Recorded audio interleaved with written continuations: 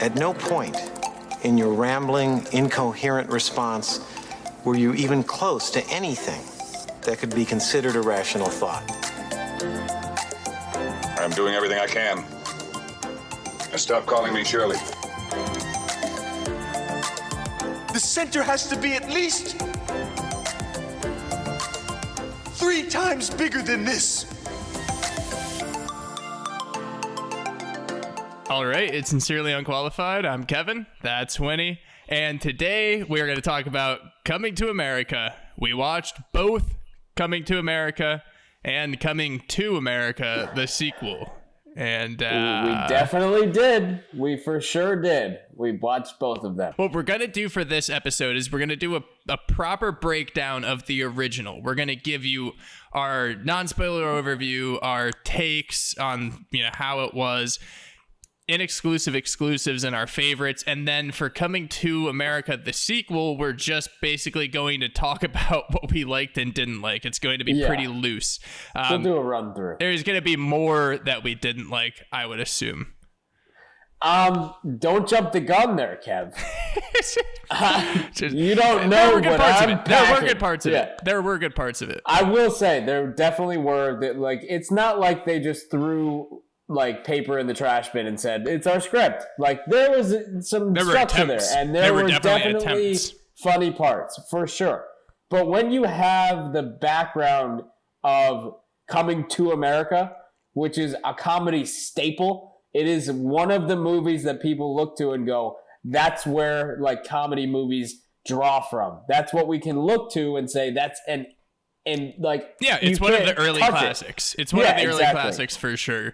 And it's another example of someone stepping off SNL. I mean, it wasn't the first one after the SNL career, but Eddie Murphy himself is this kind of legend. He's this force in the comedy world. You know what I mean? Like he is something in himself. He's not just an SNL person going forward. He is Eddie Murphy.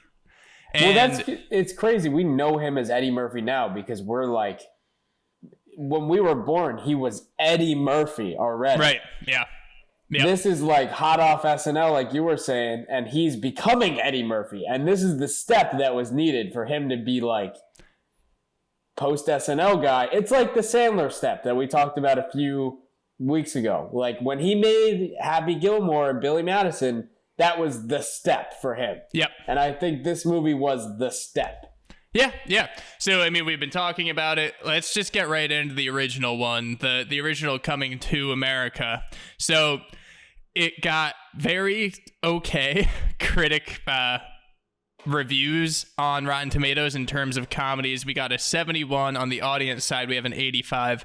We always like to see that. We like to see movies that have a higher audience score than a critic because these are comedies. You're supposed to get into it. Exactly. The director is John Landis. He was the director of Trading Places, so they kind of linked forces again, and they were back for this movie. And Winnie, let's just give a general overview of how much you liked it. How do we think this was? So for Coming to America, I absolutely loved this movie. Yep. Coming into it, like, there's no better way, and it's not like it dates itself. It's 1988, but it doesn't feel like you're watching a movie from 1988. Like, it feels like you're just watching a comedy that could be from a few years ago. Now, are there some things that obviously date it? Don't want to get into that. But the comedy holds up, and everything I loved about it just stayed the same. They go super far with everything. I mean, I think all of the jokes are honed in and everything really hits. I mean, there's nothing really you can say about this movie that's bad. Yeah. I think that especially with this movie is that I like the story of it. I like that the story arc that it follows. I think it's super original, and I think at its essence, it's technically a rom-com. So I think that when you add all this different storyline and you have everything about him being a prince from Zamunda that doesn't want to be shown as one, I think that you definitely get an interesting and just extremely unique and original idea that just comes to fruition throughout. Yeah, and that's where I feel like a classic is made based on you have these concepts and you take it a step further by making it your own. And you really just take that concept and run with it. And this movie, I mean, at the time and now, when we're seeing all of these new comedies and everything, and it's not to say that everyone follows a format, but there's obviously a format that works.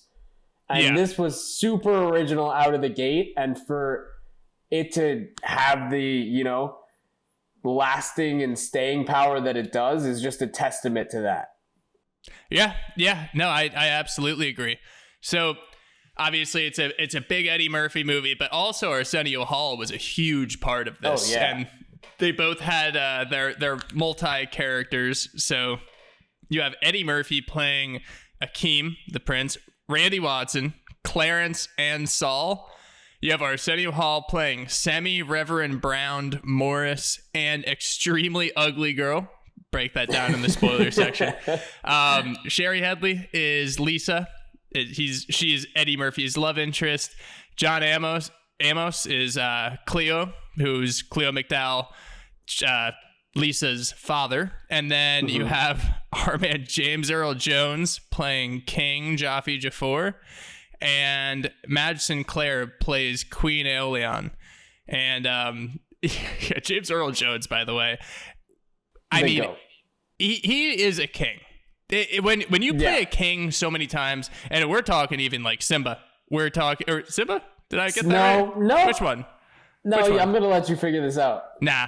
All right, so he plays a king and everything. We're even talking Darth Vader. It's fine. Darth Vader, call him a king, whatever. Power position. It's kind of like in when British people get knighted. So like when you have Magneto and Judi Dench getting titles thrown onto him, we got to give James Earl Jones he's a king. Does king work? Just king? He's an honorary king. Yeah. That works because, look, when you played so many kings, and I mean even Darth Vader, like king in his own right. Yeah, whatever. He's a king. Sith Lord. He's a king. Sith Lord, king, Lord, king. Look, he already played a lord in one respect. So why not just give him the title? Do it. Just give him the title. I think he's earned it. I think that, you know, the guy has had a career longer than most. If we're going to give it to a few people, and if we're going by this standard, I think James Earl Jones is king, and Morgan Freeman is just he's obviously God. Sentient being. Yeah. I don't want to say God because then, you know, maybe, but he plays God in a lot of movies. It's easy to put a word to it. Morgan Freeman is. Are we getting into spirituality? Well, I don't really like putting a label on it. I like thinking about higher power. I don't want there to be something where it's like, he said Morgan Freeman's God. God does. No, it's not real. No, God's somebody else. He plays a higher power. Yeah, exactly. Oh, that's exactly what I was looking for. Thank you. And then meanwhile, Judi Dench is just playing alongside James Corden as Snuffleupagus or whatever in the premiere Broadway show Cuts. And then she gets Dame Judy. No, I'm just kidding. I'm sure Judi Dench is a great person. They're going to look back on the nobility of England in a few years, in like 30 years, and just like, who was noble in our time? Oh, it was a man who dressed up as a cat and a woman who also dressed up as a cat. And they sang and it was merry. Was it a good England. film? No. We pretend like it doesn't exist. But we've all agreed to forget. Yeah, James Earl Jones, it does not get more believable than being a king than that guy. And he's got the presence to be like in this movie alone, I think he showed like if he was a king, you could have pulled him out of the throne and said, just do your thing. Come play that part in this movie. And it would have been the same thing. Do you think he would have done it? If he was a real king? Yeah. Probably, for shits and gigs. Why not, right? Dude, if you're a king, why not just be in movies? Why don't we have, like, kings? That would be the best cameo. Dude, you show up for, like, an hour, and you just get filmed. Oh, even as, like, an extra, you walk by, and people are, like, in whatever country that king is. Yeah, but how many kings are there now? How many kings are there?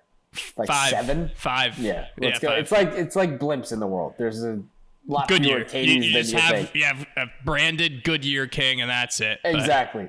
but okay, the cast in this movie, let's just say, reel it back in. Like insanely good for everything that they were doing for, a rom-com. When we see a rom-com with, like, if we were to look nowadays and see this kind of stacked cast in a rom-com, we'd be like, holy shit, this is going to be amazing. We'd be like, holy shit, this is forgetting Sarah Marshall.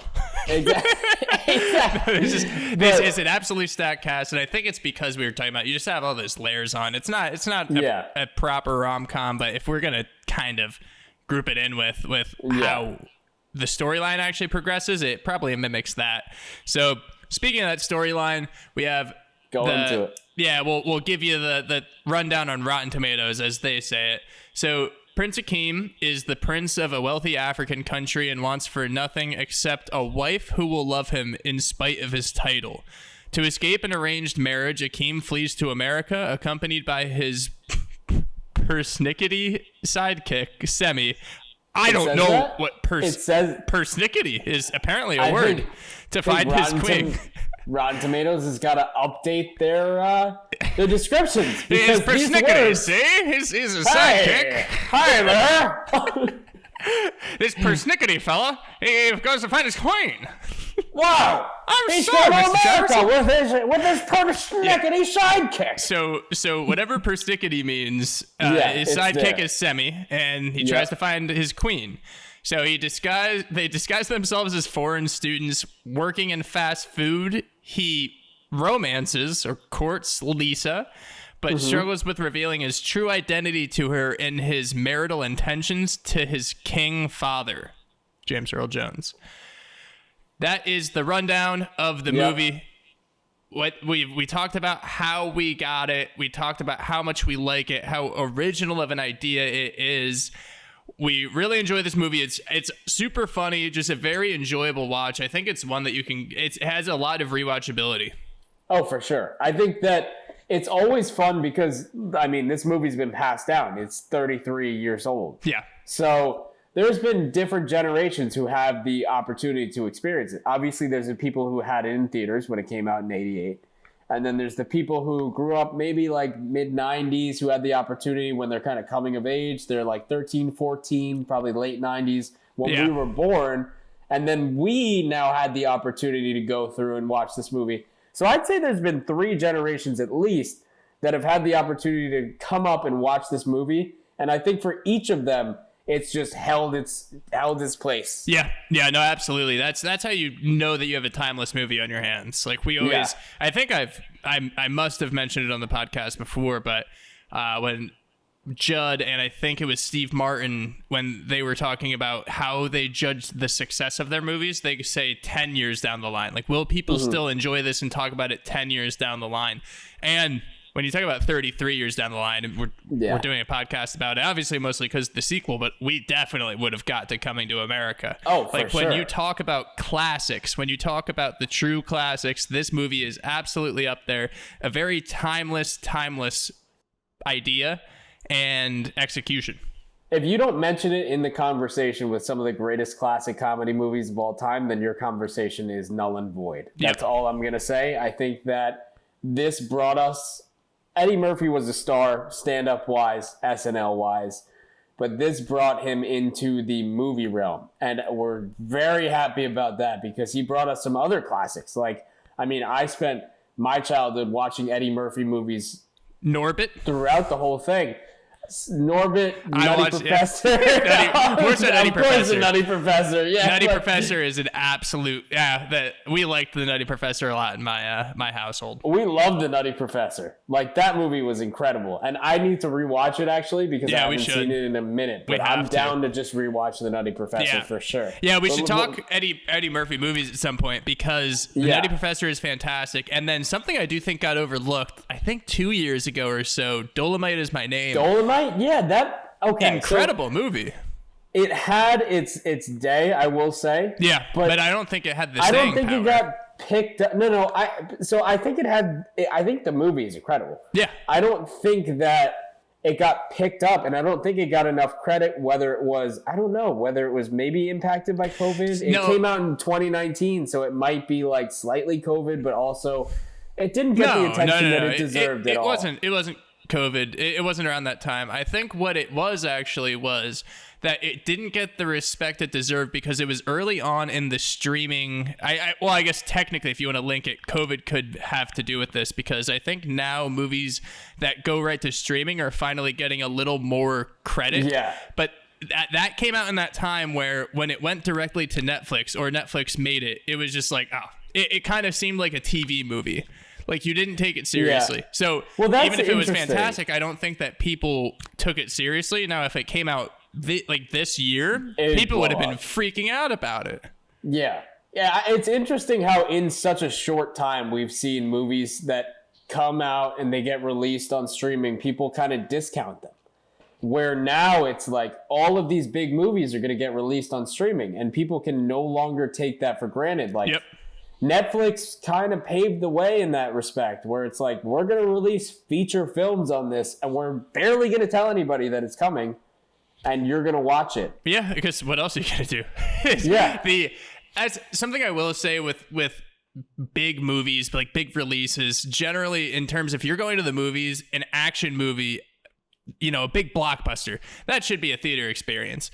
There is absolutely something that is great about watching a comedy in a theater because you get to share an experience with everyone laughing at the same jokes. There's something that's very cathartic or something that's very uniting about that because you can have a whole lot of different groups of people, especially like let's talk about Eddie Murphy movies when they're so important to Black culture. And obviously we can't really speak on that, but we were talking about this, even with Booksmart, a lot of the times these movies are just human stories. So you can have a lot of people from a lot of different walks of life laughing at the same time in one place. And that's something that's awesome. So I think that comedy is just the great connector. Yeah. I mean, it's literally like if you can find something funny with no matter who it is, it's going to make everything better. Yeah, no, honestly. My thing is, and I'm going to go off what you're saying, and then let's just jump into the movie. But my thing is, like, if you're in a theater and you're watching a drama, right? You can walk out of that movie and be no more connected to anybody in that theater than you were before. Yeah. You're walking out, you may be thinking about what happened in the movie, but there's no real connection to anybody else in the theater. It's really an internal thing. If you were in a theater with people and you're all dying laughing at the same thing, and you're walking out, you're going to maybe, like, if I'm walking out of a theater, people are like more likely to start chatting up, have a good time. Like, everybody's still off that high of just dying for an hour and a half. I mean, I think that there's such a difference between that and then seeing, like, a very serious movie. Yeah. And that's what's incredible about it. Couldn't agree more. Could not agree more. Yep, let's move on to that spoiler run through. We'll walk through this movie now. Let's do it. We have Eddie Murphy, who, Akeem, he wakes up from this band playing the nice, just ever so smoothing music. So basically, he has literally everything done for him, down to a band waking him up, which is kind of funny now because, like, since, what was it, like 2008, everyone could set their own song. Everyone could set the song on their phone to wake them up with their alarm, and you just end up hating that song for the rest of your life. Do you think he hated that band after a while where it's just like... I feel like he had to make them play a different song every day. It was really soothing, though. Well, that's the thing. I think it might have been Franklin's Tower. There is a Grateful Dead song that I set as my early one. Whenever it comes on, I'm like, this is a good song, but I can't listen to it. Yeah. Mine was, I think one of them was Chasing Cars, and I can't hear that song now. It was such a good song, too, and I'm like, I'm going to love waking up to this, because nobody realized the early alarm clocks, like, it's like, hey, you never knew. Hate this. Yeah. You're going to regret this. And now in seventh grade, everyone set their alarms to Cyclone, and everyone hates it now. Did you have ringback tones? Did you ever have a ringback tone? No, but you did up until like last year, for God's sakes. It's ridiculous. Every time I would call you in college, I get a ringback tone. Mine was the violin. Okay, because in seventh grade, I got one, and it was a Millie. So when people would call me, a Millie would play. And then So sick. Okay, I thought it was really cool. I was very excited about it because the Carter 3 had just dropped, and I was just like, oh my God, this is incredible. And I would listen to it on my way to not play in any game that I ever played in because I was like 5'0". But I was Wheezy like, hyping you up, you're just like, and just sit on the bench. But when the subscription for that, because you had to pay for it, when that went away, it turned into the violins, and I couldn't turn it off for 10 years.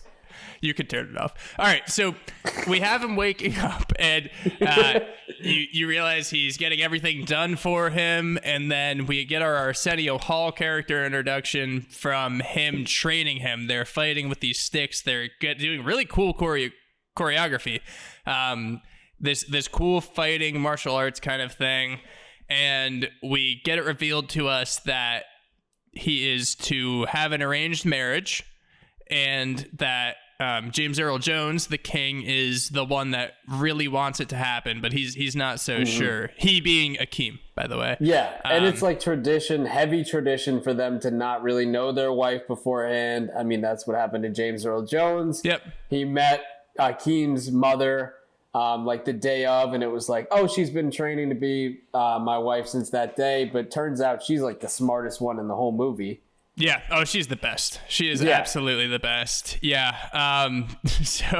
So we have this ceremony when this girl who has been trained to be Akeem's wife since the day she was born comes, and they start doing this really cool dancing. I think it's probably like a nod to tribal dancing, just something very fun, something celebratory. Yeah. And there are a lot of drums. Yeah, very traditional feeling. And then all of a sudden, our big boy Paul Bates just starts belting out some a cappella on his own, talking about the Queen. It is so funny. It's like it's unexpected because you think that it's supposed to be all traditional stuff because they have all this dancing, and then Paul Bates just starts belting in his high-pitched voice.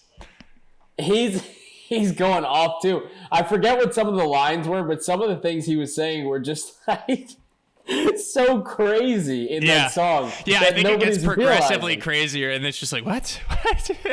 Yeah. Oh, okay. It's he's singing. He's just singing a cappella. Nobody realizes, and it's completely free from infection to be used at your discretion, waiting for your direction. Just super. It's just ridiculous. So insane. Yeah. I do. Yeah. I do love the little thing too. It kind of shows the family dynamic when they're eating breakfast that day or the day before. Oh yeah, they're and the at table the ridiculously is so long table. long that they have radios at the other sides to talk to each other. And then Akeem comes down to the other side and he's like, I want to talk to you. And they're like, okay, sit down. And his dad, James Earl Jones, is like, when did you get a mustache? And his mom's like, it's been a year. Like they haven't seen each other. Yeah. They're so far away. I thought that was a nice little That was a funny bit. Yeah. That was a nice throw in, like him not realizing his mustache, but I also did like the radio bit. I love the radio bit. It's just a ridiculously long table. Do you think that stemmed from here? Because I feel like that's been kind of played to in the future. Like a lot of some movies kind of play to that, like the long table. Yeah. I think that might.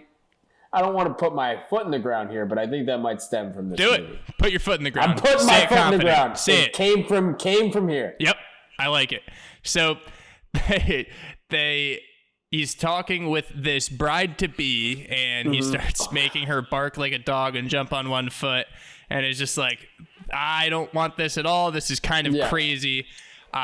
He tells Semi, who's Arsenio Hall, hey, I'm going to confide in you. I'm going to America to try to find a bride who has no idea that I'm a prince, who has no... he doesn't want someone to marry him because of his status. He wants someone to marry him because of love. So they go over, they're picking where to go, and they say L.A. or New York. Then they go, New York, where in New York? Queens, because where obviously you find a Queens. cultured woman in New York. Brooklyn, that Queens. Was the best. They're like, where in New York do you find a cultured woman?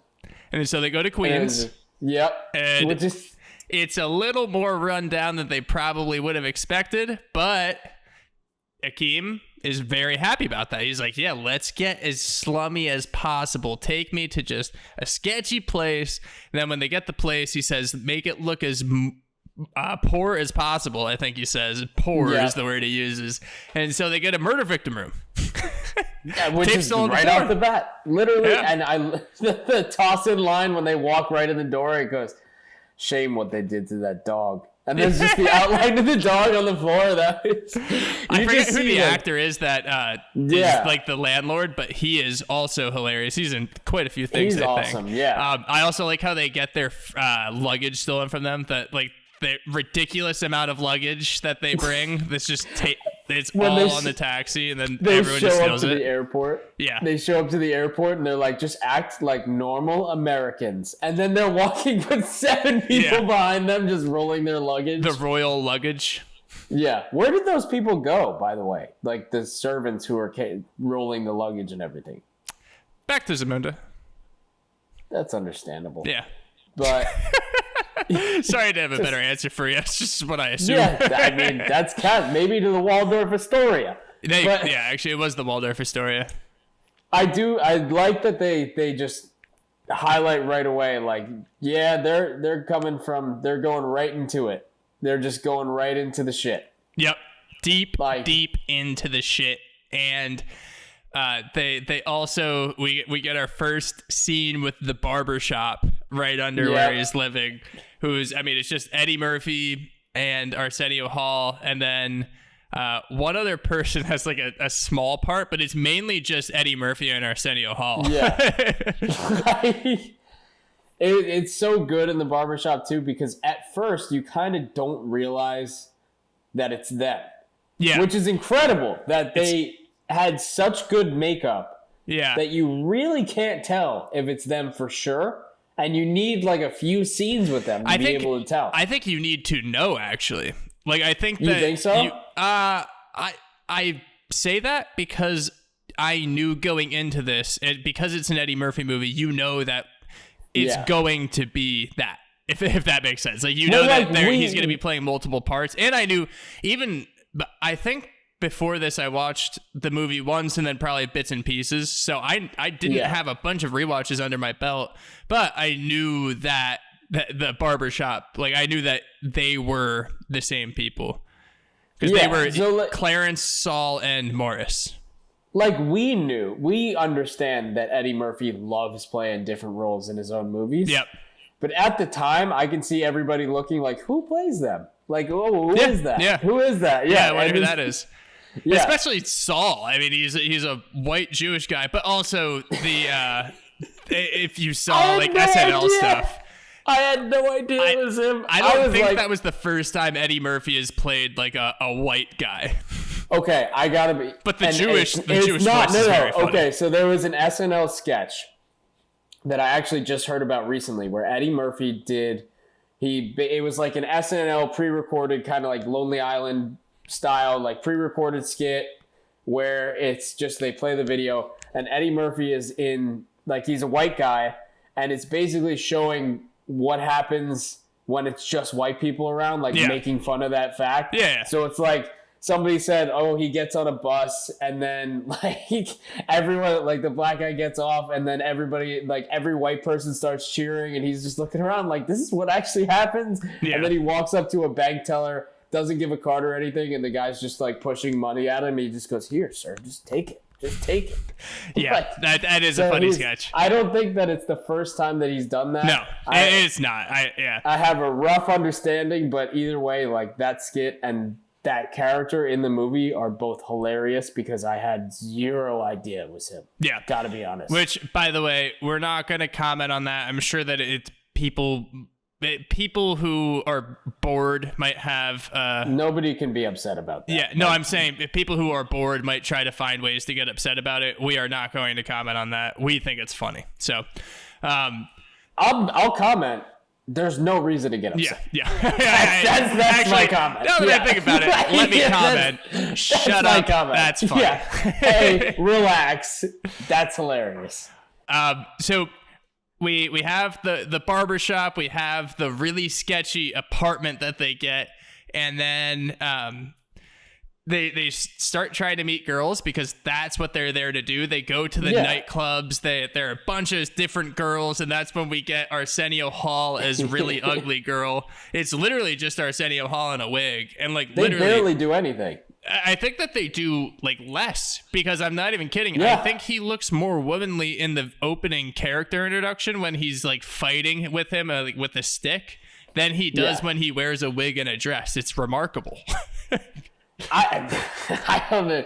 I mean, go back and watch it. I'm telling you, like you're kind of right. He looks very like, he honestly looks pretty androgynous when they're doing the fighting thing, and then when he's wearing the wig and dress, he looks less like a traditional woman, I guess because in the first scene you're not really pointed to know anything, and in that one it's just like, yeah, this is clearly not a woman here. Like, this is, well, it's obviously like that's supposed to be the joke. It's like this, I know. I'm saying, but this is like Arsenio with lipstick on and a really bad, like just a wig. Yeah, like, that's it. He's like, funny. Hey, baby, I'm gonna take. It's really good. It is. But I like how they just threw that in, because they had all the women like just talking to him, a lot of crazy people, and then they just had to toss in that little bit at the end of just Arsenio in the just cross-dressing a little bit, which was awesome. Yeah, no, that's good stuff. We love seeing Arsenio in drag. But after that, they're like at a loss. They don't really know where they're gonna go. Yeah, they see Eddie Murphy's other character from the barbershop outside after they're coming back, because their apartment's right above the barbershop, and they're like, oh, we were just at the club. Like, where do we meet women? We can't meet any good women. He's like, you want to meet good women?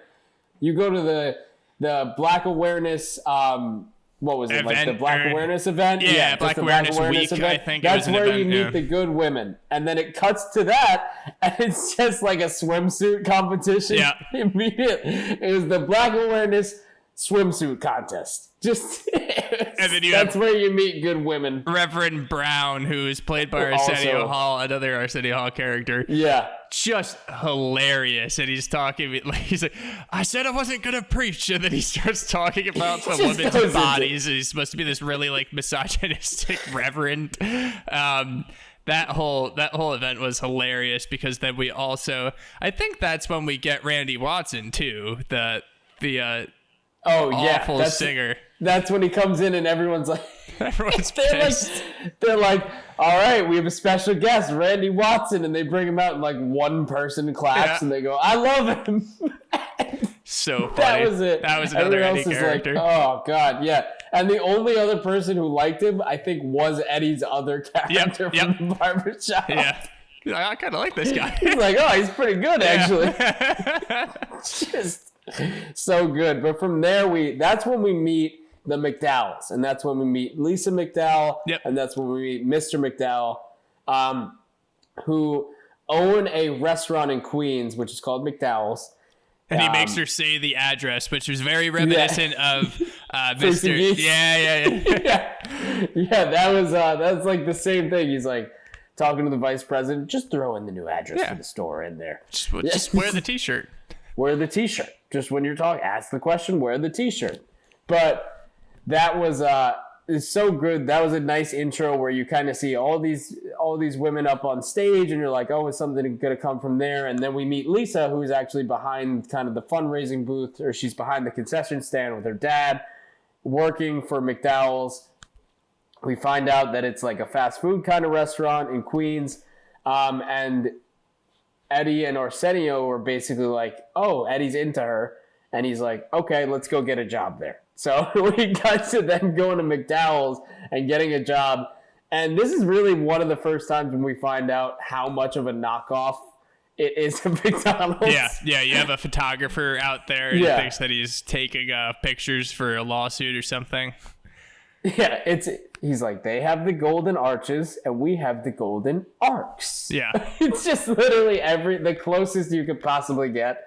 I love that whole ongoing bit. I think that I'll say that it did carry over into 2, of course.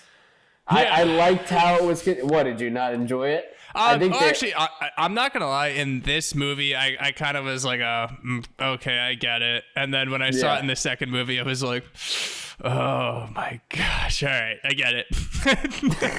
I mean, It was better in this movie, I'll say that. Look, okay, in this movie, I will say, like, the initial shock of it, like, oh, yeah, they're literally copying McDonald's, and he's trying to pass it off. Like, the first few times, I was like, all right, that's funny. Yeah, I'll say this. I think at first, I bet back in the day, it was a lot funnier and a lot more original than it is now, because I feel like now it's probably a little overdone.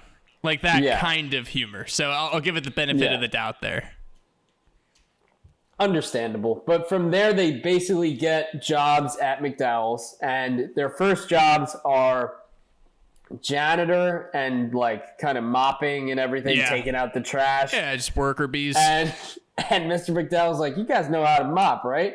And just brings out the mop, and Eddie's like, of course. And then just takes the mop in the bucket and just starts moving the bucket around. Yeah. Yeah.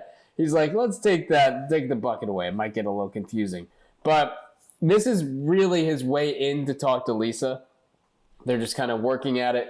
And he keeps working. They're doing their thing. They're working their way up the chain, which is staying in the same place. And eventually he gets put in charge of all the garbage. So he's walking around kind of cleaning all of the offices. Lisa's in her office. He walks up, starts chatting her up.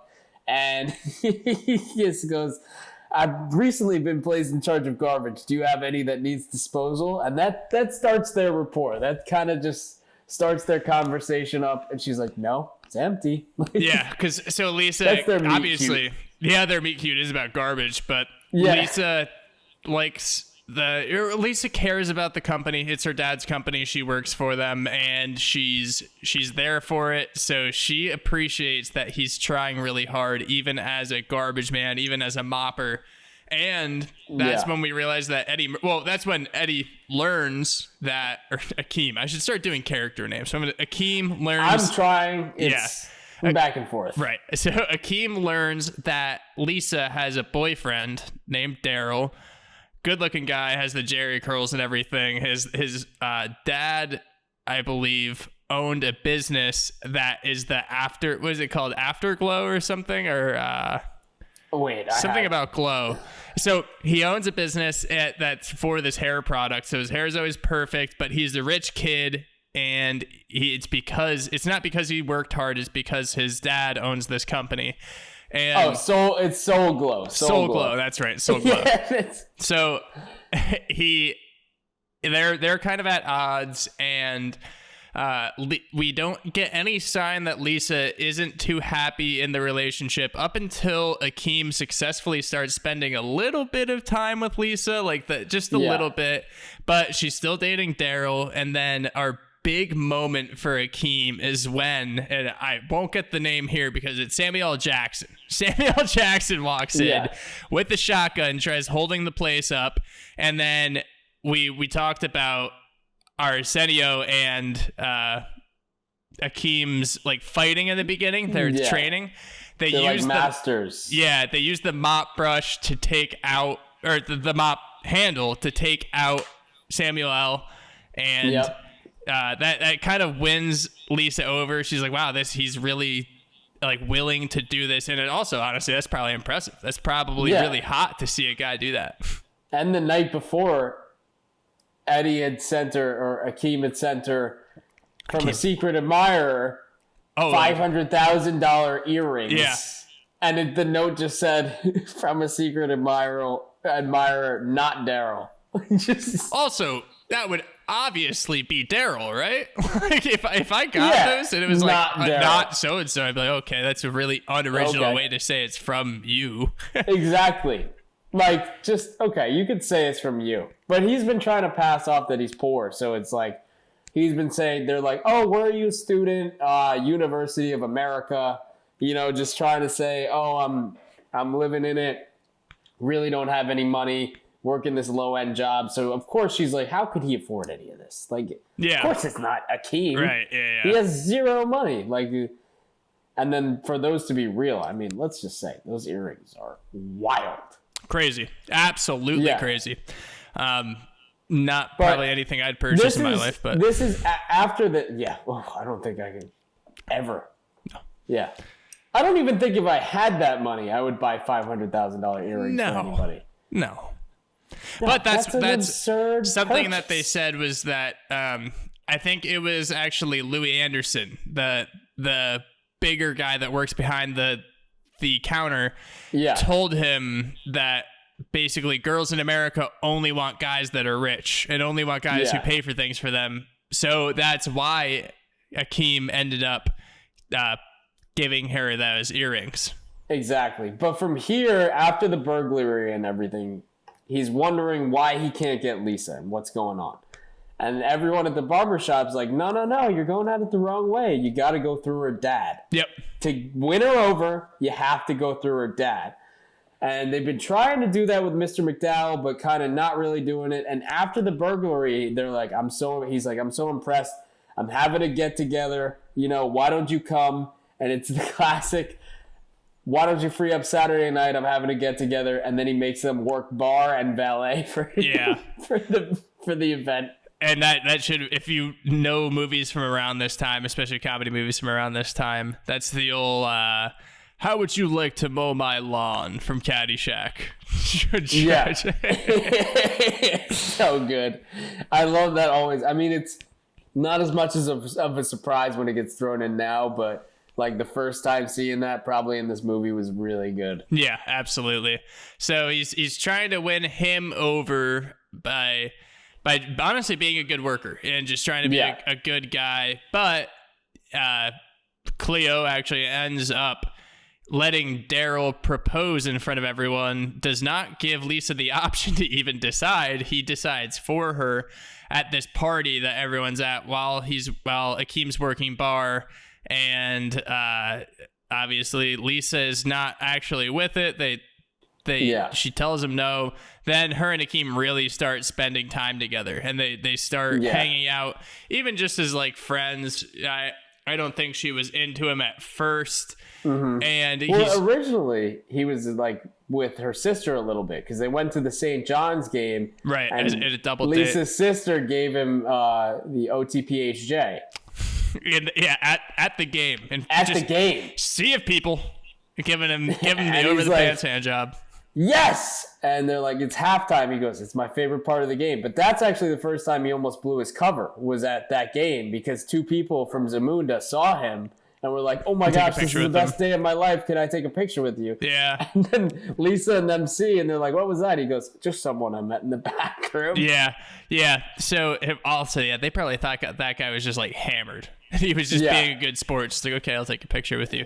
Yeah, for sure. So they spend so much time together, and they actually end up basically starting dating, but he's trying to keep up the smoke screen that he is facade. Actually a poor person. And Semi ends up buying a lot of stuff for the apartment, including a hot tub. It makes it look really rich and really nice. And Akeem gets really pissed at Semi because he was going to have Lisa up to the apartment, and she's like, well, we can't have her see it like this. So he gets mad. They move into the landlord's crappy apartment on the first floor to smooth that up. And then Semi's like, you guys can move into my place. Like, he's like, is it bad or is it poor looking? He's like, yeah. It's very poor looking. Yeah. So Semi sends to King Jaffe, I think, for $1 million. There's a nice little bit, like sends for 300 originally, and then the woman thinks that he's just lying. She's like, do you actually want to send this? Like, why not make it $1 million at the end? And he's like, you think? Yeah. It's like, yeah, let's do it. Yeah. So as Akeem is finally getting in with Lisa, he's doing all these things right. Things are going extremely well in terms of him, I guess, becoming a suitable candidate or her becoming a suitable candidate. He's been in that, like, you're so easy to talk to phase. Like, oh my gosh, I'm sorry I'm telling you about all of my relationship problems. Like, I don't know. You're such a good listener. And it's just, we know where this is headed. Yeah, he's in the good part of the friend zone. Yeah, there's a friend zone, like, hey, I just think he is a friend, and then there's a friend zone, like, if especially if someone is in a relationship and they friend zone someone by saying, "Oh, you're so easy to talk to," like you're all this. That's when you know you're on the sideline a little. You're gonna get caught put in the on game. layaway. Literally, just put you on layaway, and they're like, "Hey, we're still friends, right?" You're a tickle me Elmo, just waiting to be bought, just waiting for Christmas. That's it.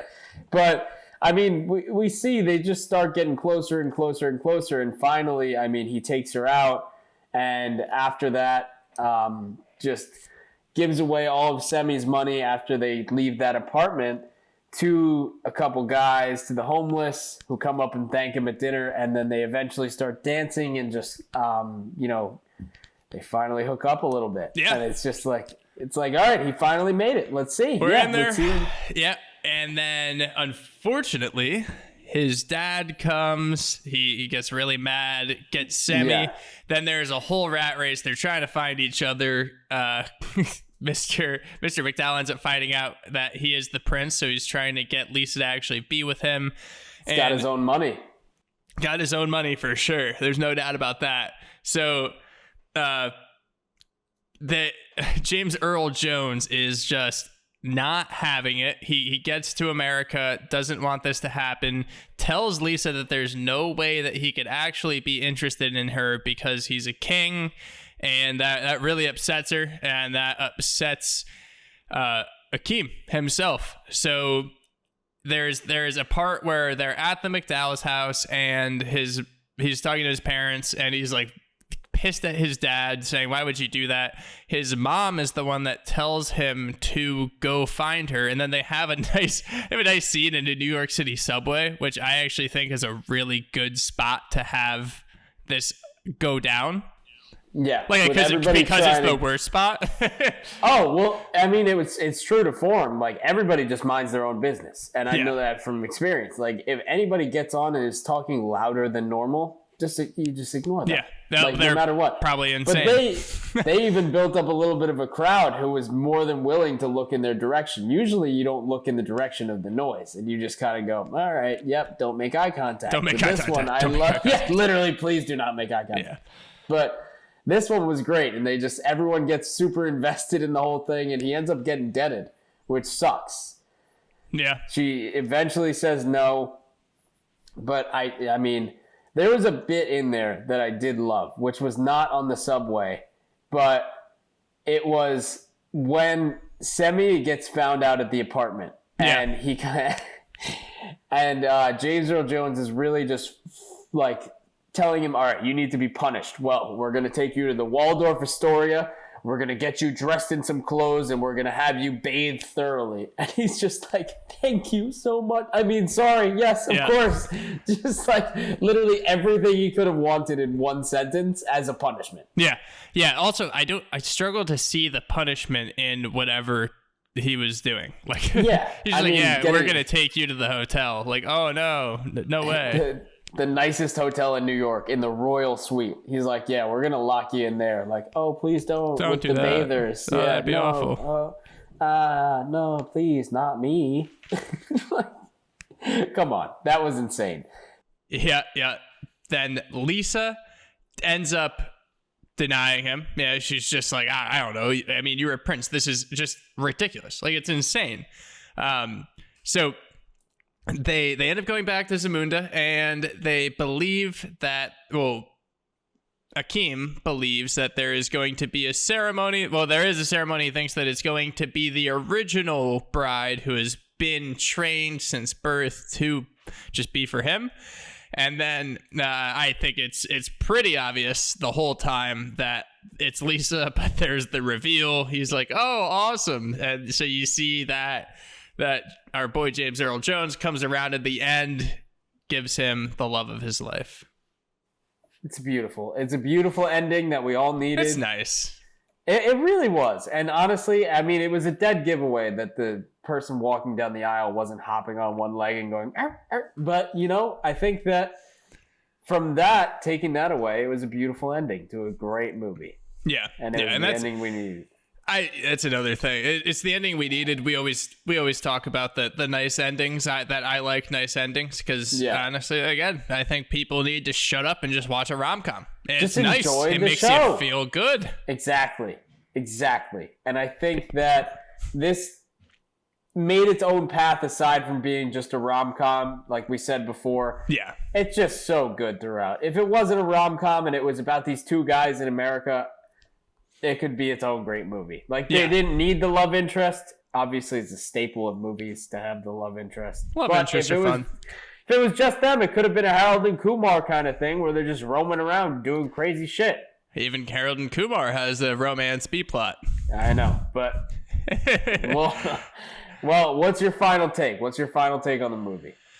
Oh, just a very good movie. I think the thing that sticks out to me is just the originality of it, the uniqueness of it. I like all of the layers. I like how much it tries to tackle too. And we can't speak on it personally, but you can't discount just the impact it has and like the cultural significance of it, basically. For sure. Yeah, I agree. I think that, it made waves and it's here to stay, and everything that's come from it is incredible. Yeah, a lot has stemmed from it. We already talked about that, but not only Eddie Murphy's career, but a ton of other stuff. And and then it led us all up to the second movie. Let's tackle Inexclusive Exclusives first. So let's get into that. We'll start out here with Inexclusive Exclusives. So this movie was actually originally supposed to be called The Quest. Eddie Murphy wanted it to be called The Quest, and the reason he wanted to make this movie was because he wanted it to be a character piece, because the movies that he had done before, he said, were Eddie movies. It was him. It was Eddie Murphy. And so it was actually also his first time playing multiple roles on a single movie, which we know him to do. We love him to do. But this was the original. This was the first one. And we talked about that with all the barbershop stuff. It was all fantastic. So great. Yes. And so obviously it is the Prince of Zamunda, and that is the fictional African nation. And there is something that comes from. So Barry Blaustein and David Sheffield were the screenwriters, and they named the kingdom of Zamunda after Bob's Muda, which Andy Kaufman's writing partner and close friend. So our boy Bob's Muda ended up getting an entire nation named after him in one of the more classic movies that's ever been released. Shout out Bob's Muda. Bob's Muda, that's our guy. Yeah, you got a whole country. Yeah. But you know who else got a whole country to lead? It was James Earl Jones and Madge Sinclair. King. So their roles in this movie were so incredible, and they did such a great job portraying a king and queen that the studio was really impressed, and so was America. I mean, everybody was impressed with their performances. Yeah. So much so that the duo was asked to kind of redo their roles. They were asked to be king and queen again, but in the animated film, The Lion King. As I'm sure you know, both of their voices were Mufasa and Sarabi in the animated Lion King that came out in 1994. Never heard of it. Really cool. No, it's kind of like a low-key movie. It's an indie, right? Indie film, yeah. It's an A24 movie. It was a documentary about They made lions. It for $3 and made $30 billion. $30 billion. They have It was the March of the Penguins of Lions, but it was an indie. That's insane.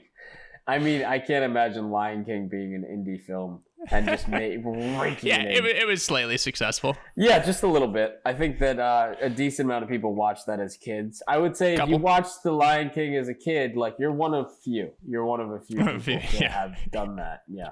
So consider yourself lucky that you got to see these performances of James Earl Jones and Madge Sinclair. Yeah.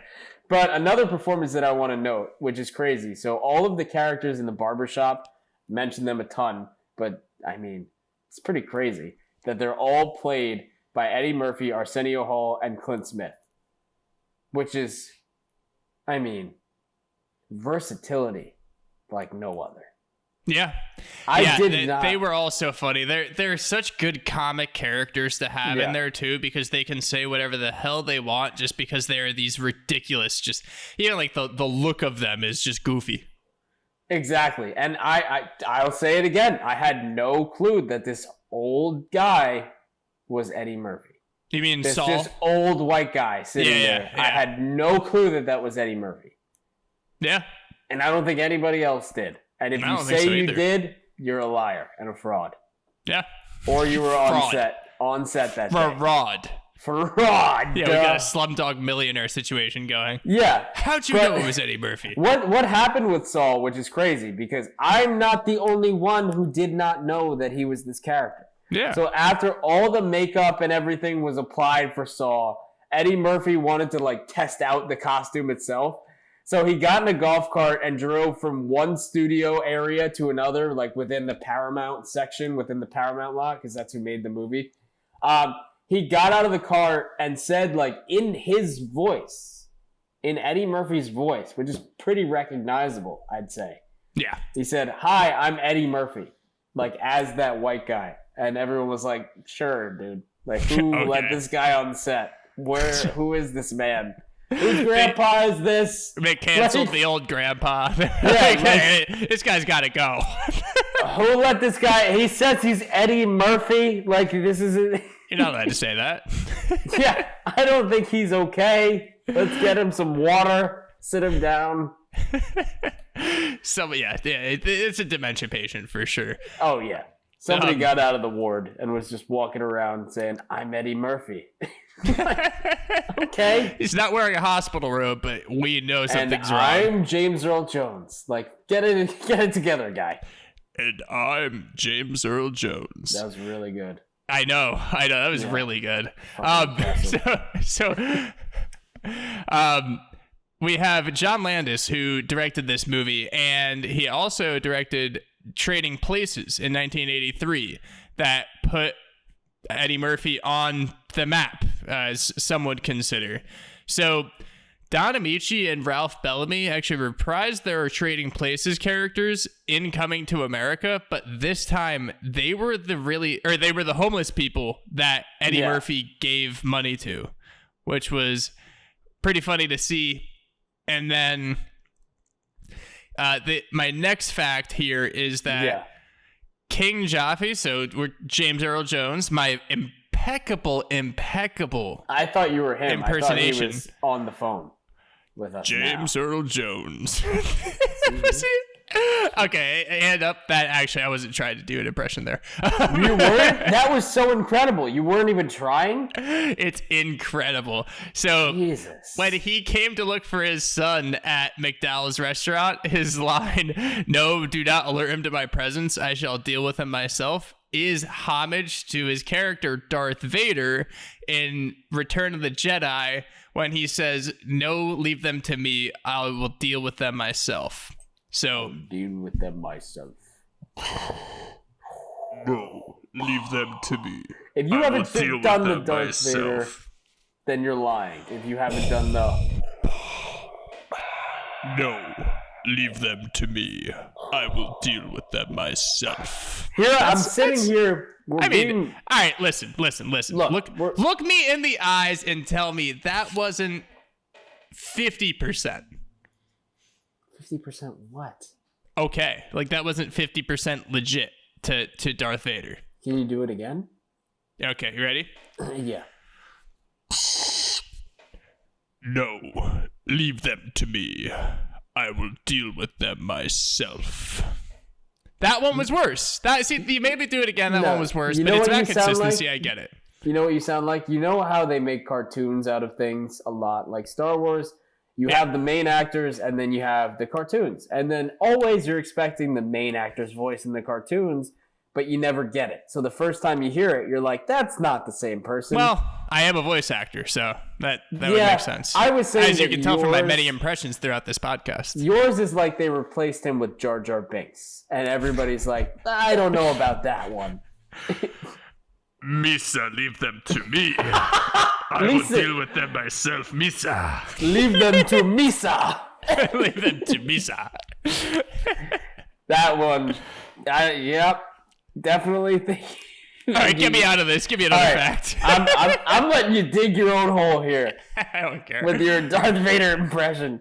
But so one thing that was interesting that actually I think came out recently. So Eddie Murphy and Arsenio Hall were on Jimmy Kimmel promoting the new movie. And something came up about how Louis Anderson's role kind of got cast and who was up for the role and why that was really in there. And it came out, Arsenio was basically saying, like, I think they actually forced us to put a white guy in the movie. And everyone's like, really? Like, Jimmy's like, really? And he's like, yeah, I think the studio saw that it was kind of an all-black cast and said, you need to have a white guy in there for some reason. Like, today, not understandable. But I have no idea, like, what happened in the industry back then. Seems very odd. But they were like, who's the funniest white guy that we know? And they basically cast Louis Anderson because there were like 3 people that were up for it. They were like, who are the funniest white guys we know that we want to work with, that we can cast to work with in this movie? Yeah. And they ended up on Louis Anderson. Yeah, and honestly, he did a really good job. I mean, it sounds like murky waters that they made them hire a white person, especially because he did stick out like a sore thumb. he was the only white person in this whole movie.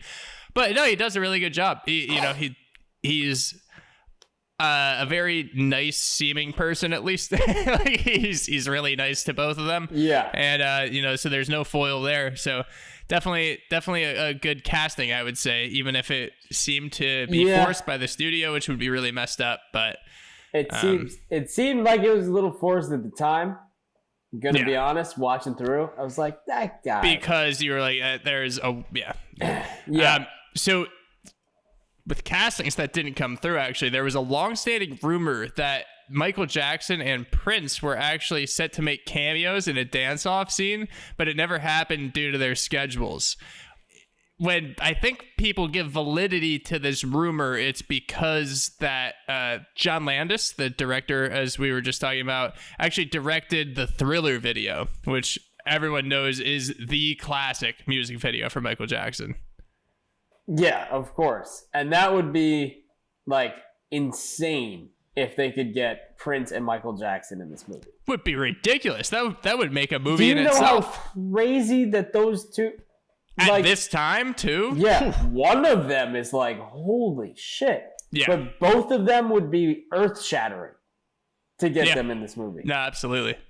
And so for that dance and kind of like going off the dancing and everything like that, it was Paul Abdul who choreographed the Coming to America opening dance scene, like at the Palace in Zamunda, which potentially could have been the stage for Michael Jackson and Prince, which would have been awesome.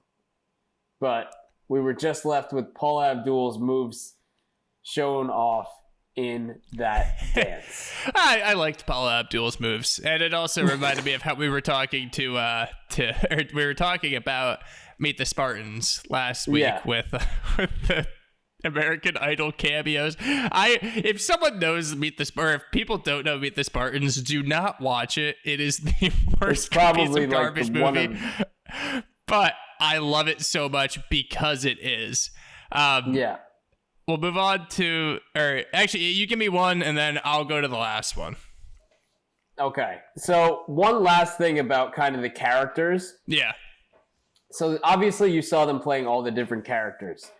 The one thing that they would say is that each of these characters kind of takes 3, 4, 6 hours of makeup to get into these different, faces and these different makeups.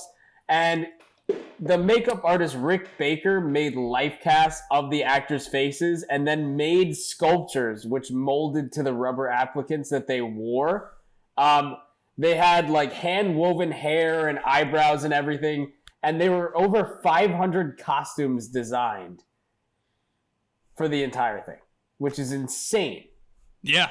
So the cast of the face and everything, and then on top of that, they designed all of these characters, their outfits and everything. I mean, that happens in movies a lot. I know that there's obviously like design and everything, but to make these characters for the same people Insane. Yeah. So who did the costume design?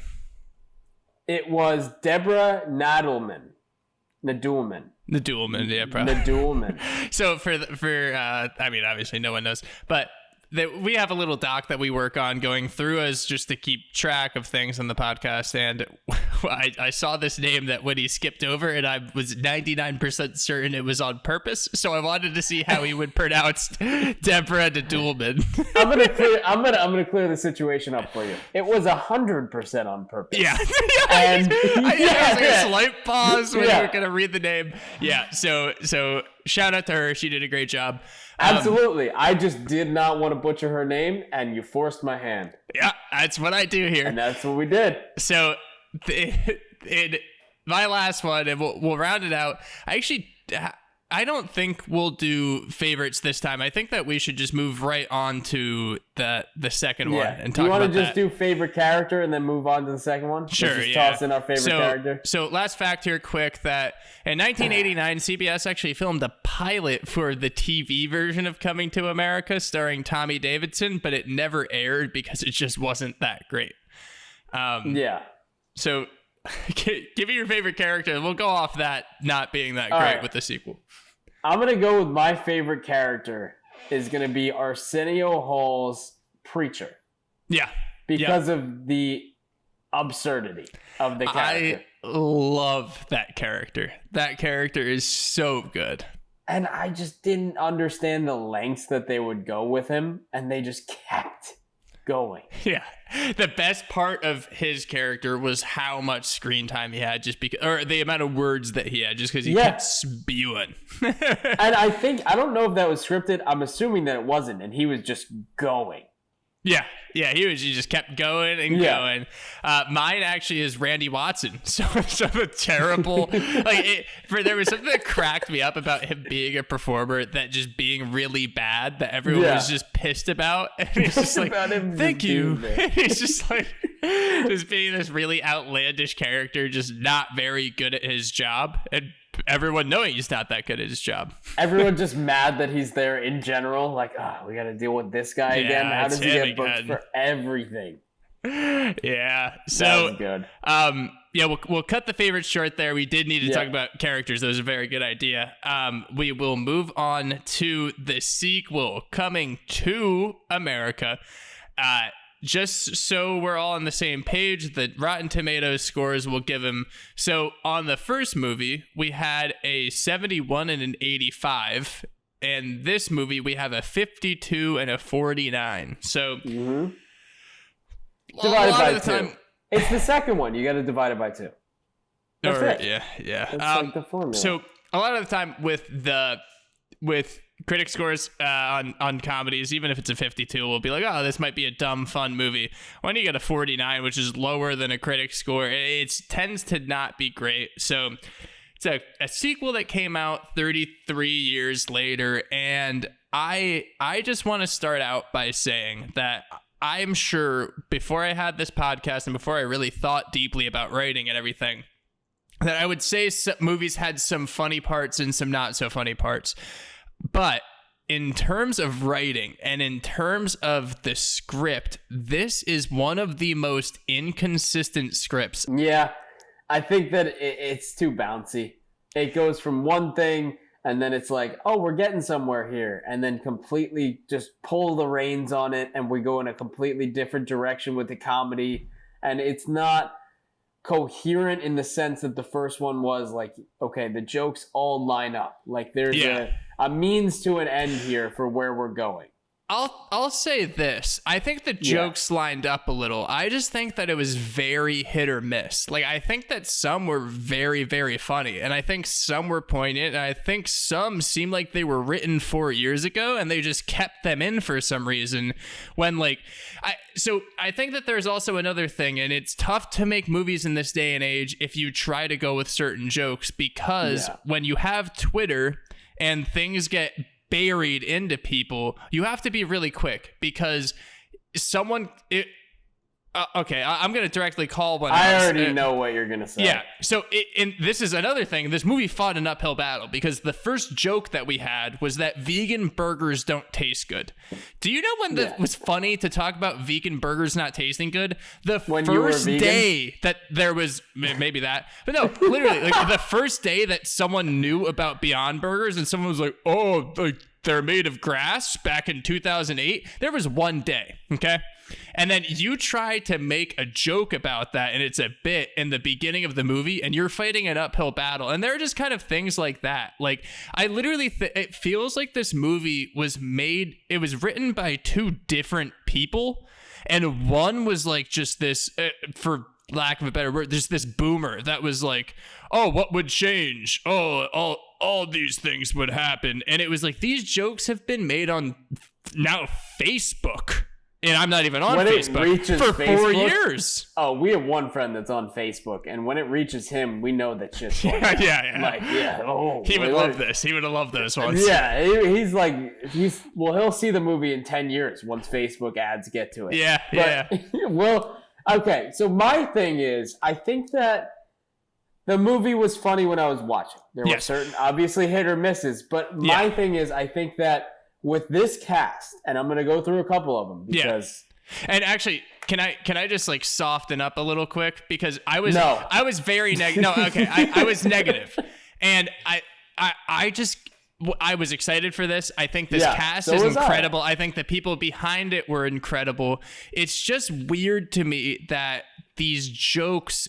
Like, so some of these jokes were so good, and then some of them were just like, there were just too many grown moments. But honestly, overall, I like, especially right afterwards, I was like, oh, I enjoyed that movie. And then it gave me a day to start thinking about it. And then I got more and more mad about the jokes that just should not have been made. So that's on me. I think that I was right there. I was very critical. But overall, this was a fun movie. It was fun. It was okay. So it just wasn't great, but there were some funny parts. It wasn't okay. I'm not going to say it was incredible. I'm not going to say anything like that. Number one thing I'm going to say is, I said it, I'll say it again. I think too many cooks in the kitchen. And when I say that, I mean that there's so many talented comedic minds on this movie, and they're all working together. That can be a formula for incredible success and results if there's a cohesiveness factor. Yeah. Which I'm not saying that there wasn't, but it's also when you have Eddie Murphy, Arsenio Hall, Jermaine Fowler, Trevor Noah, Lunel, Leslie Jones, Tracy Morgan. Like, when you have everybody working together, it's like everybody wants to get their jokes in, for sure. Like, everybody wants to make sure that their bits are heard or make sure like their comedy is included in some way. And I think that it did a great job of highlighting everybody's specific comedy. Yeah. But I think that led to some like disconnected jokes in a way. Like, there were some that were from here and there were some that were from there. And then when you... I also think that the characters in this and the actors, every single performance was fantastic. Like that's what made this movie fun. Like, you had Leslie Jones, you had like Wesley Snipes and everything. You had these new characters, you had the old characters. It was a fun time. A ton of cameos. Like, the one thing I'll say is, of course there's going to be a ton of cameos in this. Right. Like, the same thing happened with Anchorman 2. Like, there's going to be cameos. Of course. We love the cameos. I love the cameos. But I don't want the cameos in a sequel to be used as a crutch. I don't think they were used as a crutch in this, but there were some moments that were just like, there was... You know what? I'm almost okay with that, actually. Yeah, no, I am too. I think, like, okay, something that was like funny and cool that I thought was like, all right, that didn't need to be in there, but it's a nice thing, was when the Kembe Mutombo just shows up, out of nowhere, and it's like, but I know what you're saying with like it shouldn't be a crutch, because literally that whole thing, there was no joke, it was just, hey, there he is. Like, hey, you remember that guy? No, that's his thing. That's funny, and that's fine. Like, it's gonna happen. And it was a fun movie, though. It was a fun movie. I think maybe my expectations were too high, and I went in too high with it. Yeah, which wasn't fair to it. But honestly, the things that did hit. So now I'm gonna take a positive viewpoint. I got it. No, I'm saying I got the negativity out. I don't like being a negative person. Let's go into the positives. I'll talk about one specific. No, honestly, I've overall, I liked the acting performances. I thought they were all fantastic because everyone's going to do very well. I did really think it was a fun movie. And funny enough, I thought that the story was good. I thought it was interesting thinking about you're kind of tackling someone's dad dying and you trying to hold up that, or Akeem's trying to hold up his legacy.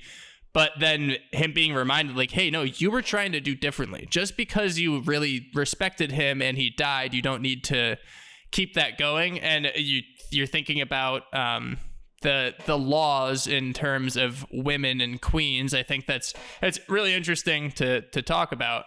And then in terms of specific jokes too, there were a few parts that made me laugh. Like Colin Jost, he had a short stint in this movie, and there was a blackface joke that was mentioned that I thought was really funny. Like, I don't think we're gonna do spoilers throughout it, so I won't like directly say the joke. But I think you're good to say the joke. I think after saying there was a blackface joke, I think you need to elaborate a little bit and not just be like, there's a blackface joke. Yeah, in the movie. We loved it. It was fucking great. So Colin Jost is supposed to be this guy that took a company over from his dad, and honestly similar to the Soul Glow character. But he was calling him out during an interview, and he said something. I think he was like, I bet you did blackface at a company party or something. And he was like, it was Will Smith's GD character, and that he had to put blackface under a blue face or something. Which, I mean, dude, blue face over a black face, it's a goofy joke, you know? Yeah. I did love that scene when Jermaine Fowler was just like, Daddy never had to sneak you into a rehab facility. Yeah, like that stuff. Daddy never donated a library to the school, and Joseph's just like, it was a small library off campus. Just like, that little exchange was like, I had such high hopes after that exchange. I was like, where are we going with this? I'm on board. Wherever we're going, I'm in. Yes. And then Tracy Morgan's in it. Like, Tracy Morgan is incredible in this movie. Tracy Morgan is my favorite. I think that's the thing. I think it started out with a huge groan for me with the vegan burger joke. I'm like, oh my goodness, is this just going to be Facebook in a movie? And then we get the Colin Jost thing. I'm like, okay, I'm back. And then it kind of just keeps teetering and teetering. And then there's, it's just hit or miss. Yeah.